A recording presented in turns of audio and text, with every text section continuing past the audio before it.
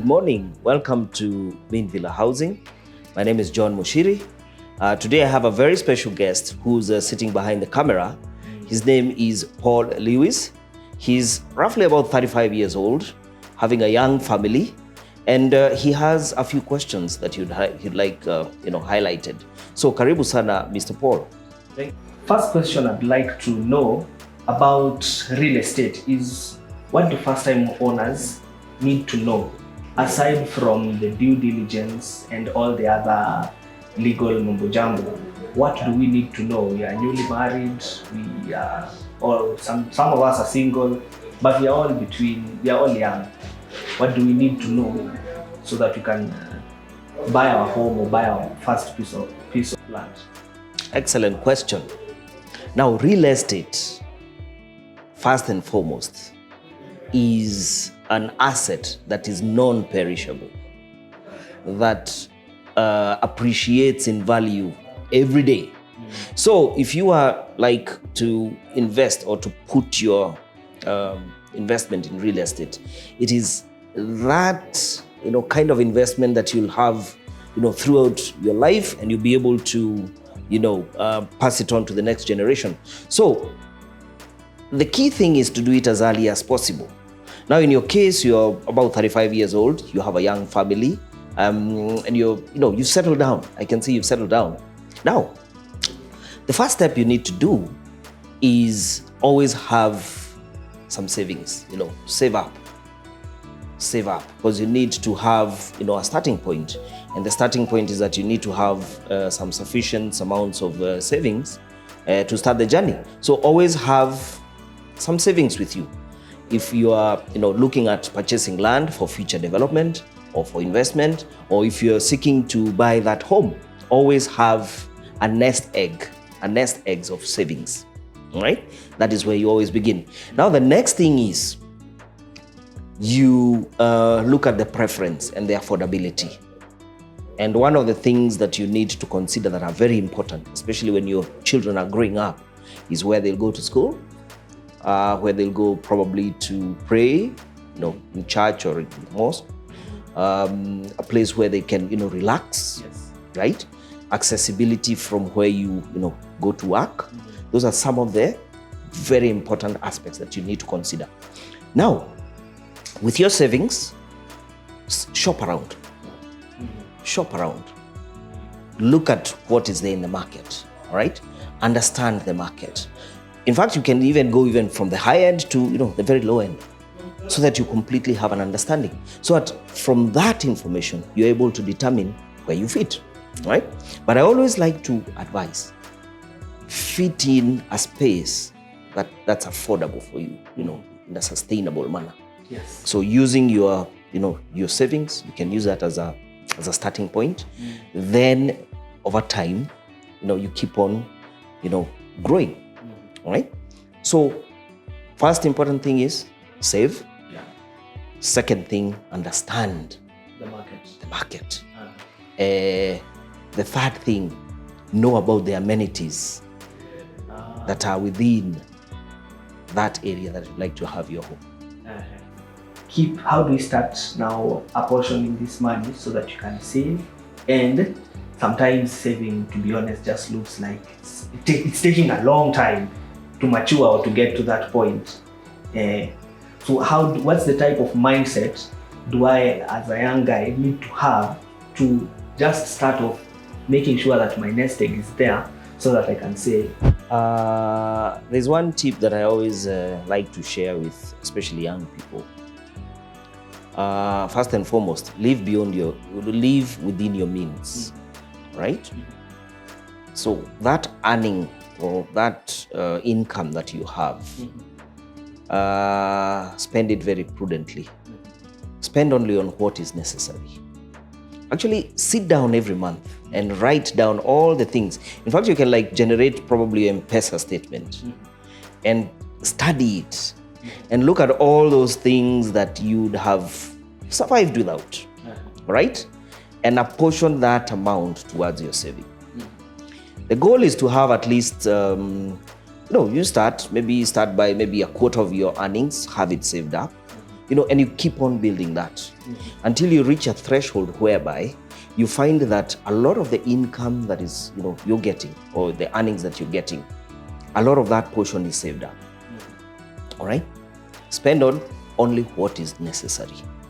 And especially when you're looking towards going to that journey of, owning property. It's usually, it's exciting, yes. But it also requires a lot of sacrifice. So a lot of the unnecessary spending that we do, basically, if you look at your M-Pesa statement or your bank statement, you'd actually get a highlighter and you'll highlight all those things that, you actually ask yourself, really, did I really spend this amount of money on this item? So you keep on, getting those out of the way. And once you have those out of the way, you make sure that that is properly, saved up. Okay, quick joiner. Seeing as you said, a quarter, you can start with like a quarter. A quarter. Yes. So let's say a quarter of 60,000 is around 9,000 bob. Say 10,000 bob. 10,000. All right. Say 10,000. Right. So with 10,000 shillings, if I'm to save for a full year, right, I have 120,000. That is 120,000 shillings. Yes. Yes. Which is a big achievement or an achievement in itself. Seeing all right. Kenyans kama Wakenya wengi hatupendi pesa ikitaka mfuko wetu inatuwasha. Exactly. So my question is, I have saved for a year 120. Right. Yes. But 120,000 yes is probably still insufficient yes to get me that property that I desire. Yes. What can I do to accelerate that process yes of saving, or just to make sure that maybe within the next two years, yes, I have probably 300,000 yes with this 120 that I have. Yes. How do I accelerate that process of saving so that at least within 5 years I can be able to comfortably say, I saw X property, I did my math, saved a bit, did a bit of things here and there, and now I have acquired the said property. How do we get to that point where we can accelerate that savings? Now, when we talk about saving, don't put that stash under your mattress. Open an account, probably with a bank or with a SACCO, all right?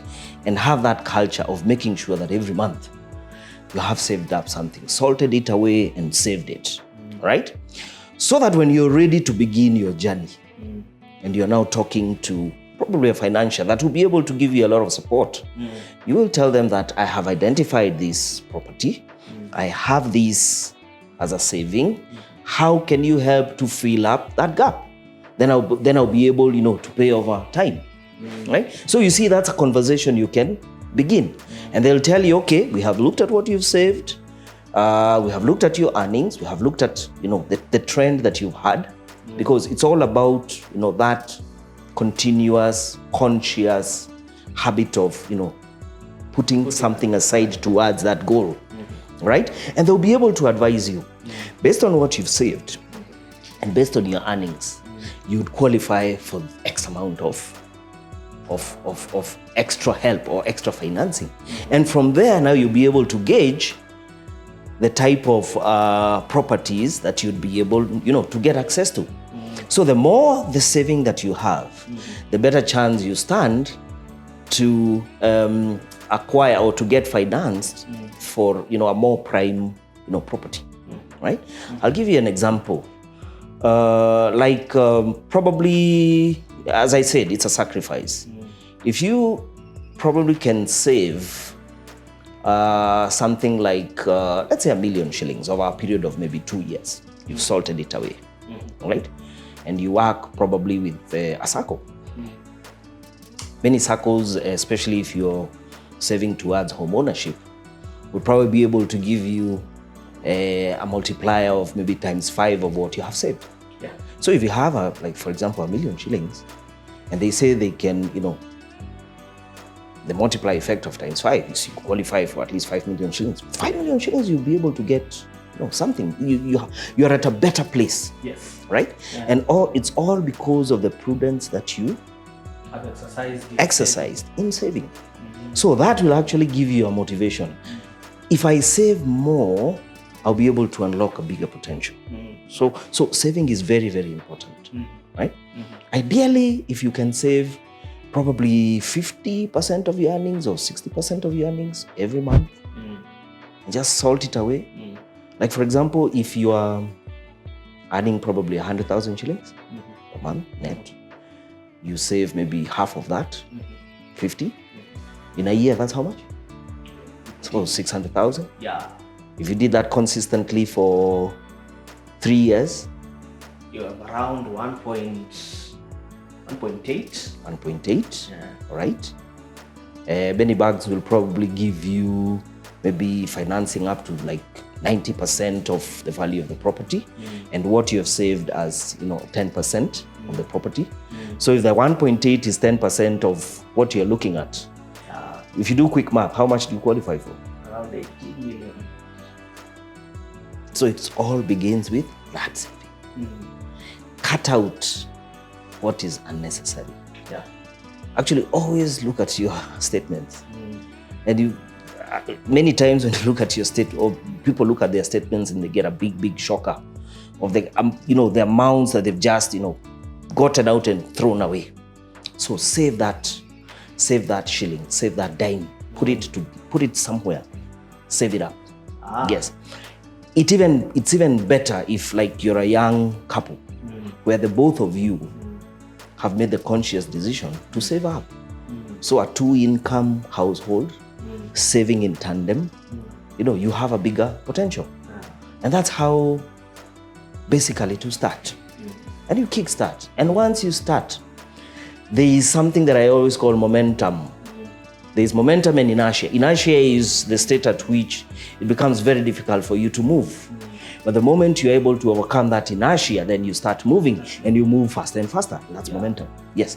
So break that inertia and get that momentum to get you moving towards the goal of yes, property absolutely. ownership. Exactly. Thank you very much, Mr. Muchiri. Looking forward to the next session. Absolutely. I'm looking forward to more questions from you, especially around that demography. Yes. These young person between, actually from 20 to 40 years. I would call that a young person. And, let's get those questions. Probably you can even, log into our website or visit our page, visit our YouTube channel and put in your questions there. Yes. And we shall be able to answer them and, help you or guide you through the process of home ownership. So guys, home ownership. Karibu sana. Whether you're earning 50,000, whether you're earning 100,000, I think it doesn't matter. From the conversation we've just had, it means you can start saving. You can start with 500, you can start with 5,000. The thing is, as you said, inertia and momentum. So break the inertia to get moving. Yes. So let's get Thank moving. you very much. And hopefully